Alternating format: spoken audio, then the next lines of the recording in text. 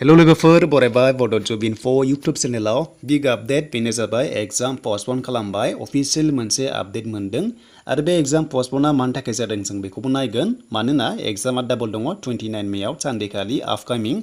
जेराव grade 3 exam जागौमोन थ' नोंथांमोना जायफ्रा एफएक्स बेंकआव एप्लाइ खालामदोंमोन फाइनालि एग्जाम पस्टपन जाबाय दा एग्जाम पस्टपन जाबाय मानोना बे एग्जामा जागौमोन 29 मेआव आरो बै दिनखालि जोंहा दङ हेल्थनि एग्जाम एबा DHS DME नि एग्जाम दङ दा बेखायनो जों फैबाय अफिसियेल साइटआव आसाम एफएक्स बेंकआव आरो बेयाव फैनाय लोगो लोगो जोङो बयबो एप्लाइ खालामदोंमोन जायफ्रानोखि 55% दंमोन डिग्री लेभेलाव आरो बिनि पस्टआ एसिस्टेन्टमोन दा जों नायनोसै फैदो एग्जामा जामारगोन ना जामारला दाखालिथ' एग्जाम डेट ओंखारखादोंमन बेखायनो जों अफिसियेल साइटआव फैनाय लोगो लोगो दा जोङो बेयाव नायनोसै फैदो क्लिक हियाराव क्लिक खालामबाय आरो बेयाव क्लिक खालामनाय लोगो लोगो बेयाव माखासे स्ट्राक्चार अफ एग्जामिनेशन दङ नोंथांमोना सिलेबासखौ नायनो हागोन आरो माबायदि टाइपनि कुइसन फैनाय जायो दा बिदिब्ला जोङो बेयाव मोनसे डेट मोनदोंमोन दाखालि 29 मेआवहाय एग्जाम जागोन होननानै नाथाय बेयाव नोंथांमोना नुनो मोनदों दानिया गैला बेखौहाय बोखारनाय जाबाय दा लोगोफोर बेयाव नोंथांमोना XX मोनदों दाखालि 29 मेआवनो एग्जाम जागोन होनना बुंदोंमोन नाथाय DHS नि एग्जाम दङ 29 मेआव आरो एग्जामा जागोन 29 मेआव हेल्थ डिपार्टमेन्टआ बेनो जाबाय ग्रेड 3 लेभेलाव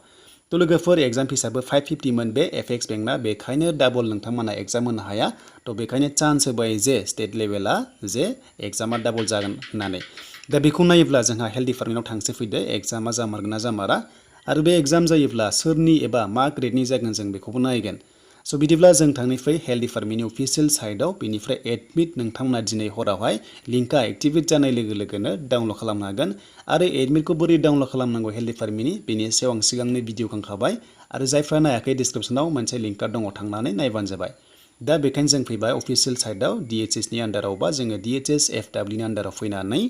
आरो बे एग्जामा जामारगोन ना जामारा जों दानिया मोनसे नटिसखौ नायनोसै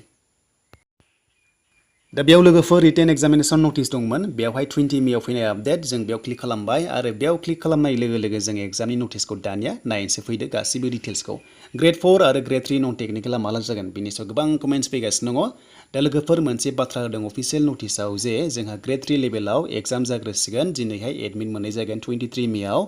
आरो ग्रेड 4 आरो ग्रेड 3 खौहाय नेक्स्टआव एनाउन्स खालामगोन होनना बुंदों एबा थाबैनो जागोन आं आसा खालामदों नेक्स्ट सानडेआव जेरै जोंहा 5 जुन गोलैयो अब्ला जानायनि चान्स थायो दा बेखायनो बे नन टेक्निकेल आरो ग्रेड 4 लेभेलाव नोंथांमोना थाबैनो आपडेटखौ मोनफिनगोन जे एग्जामा माब्ला जामारगोन नाथाय बे 29 आव जानायनि चान्सखौ गैया बादि मोनदों मानोना 29 आवहाय जाबाय